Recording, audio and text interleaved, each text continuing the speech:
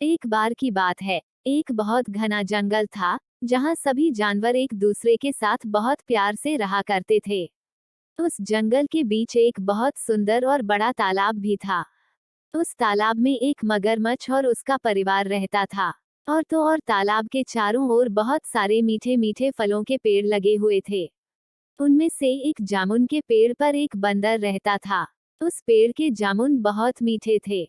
बंदर और मगरमच्छ एक दूसरे के बहुत अच्छे दोस्त थे।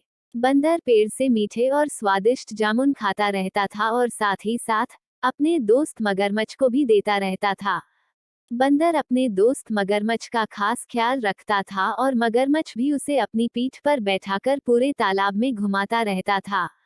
ऐसे ही हंसी खुशी दिन निकलते गए और दोनों की दोस्ती बहुत गहरी होती गई।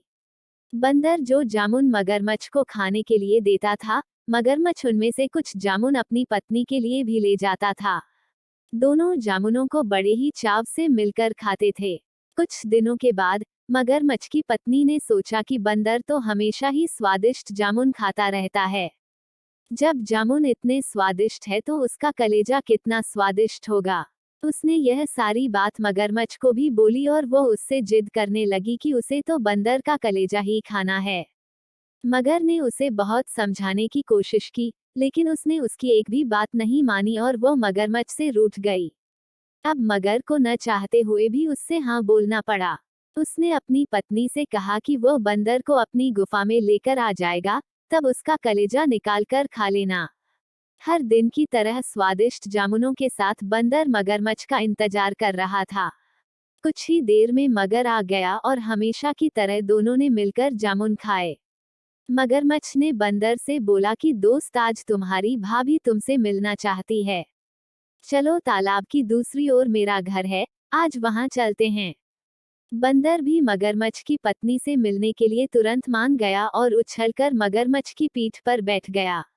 मगरमच्छ उसे लेकर अपनी गुफा की ओर बढ़ने लगा। जैसे ही दोनों तालाब के बीच पहुंचे, वैसे ही मगरमच्छ ने कहा कि मित्र, आज तुम्हारी भाभी की एक इच्छा है कि वह तुम्हारा स्वादिष्ट कलेजा खाए। ऐसा कहकर उसने बंदर पूरी बात बता दी। सारी बात सुनकर बंदर कुछ सोचने लगा और मगरमच्छ से बोला, मित्र, तुमने मुझे यह पहले क्यों नहीं बताया? मगर ने पूछा, क्यों मित्र, क्या हो गया? तुम ऐसा क्यों बोल रहे हो? बंदर ने बोला कि मैं तो अपना कलेजा पेड़ पर ही छोड़ आया हूँ। तुम मुझे वापस ले चलो तो मैं अपना कलेजा अपने साथ में ले आऊंगा, जिससे भाभी की इच्छा भी पूरी हो जाएगी। मगरमच्छ भी बंदर की बातों में आ गया और उसे वापस किनारे पर ले आया। वो दोनों जैसे ही किनारे पर पहुंचे, वैसे ही बंदर झट से अपने पेड़ पर चढ़ गया।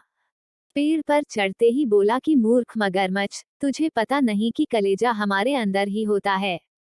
मैं हमेशा ही तुम्हारा भला सोचता रहा और तुम मुझे ही खाने चले थे। कैसी मित्रता है यह तुम्हारी? चले जाओ यहाँ से, अब मैं तुम्हारा मित्र नहीं हूँ। मगरमच्छ अपनी करनी पर बहुत शर्मिंदा हुआ और उसने बंदर से माफी भी मांगी, लेकिन अब बंदर उसकी बातों में नहीं आया और उसे वहां से चले जाने को कह दिया। शिक्षा: मुसीबत के समय घबराने की बजाय हमें अपनी बुद्धि का उपयोग करके उसे दूर करने का उपाय सोचना चाहिए।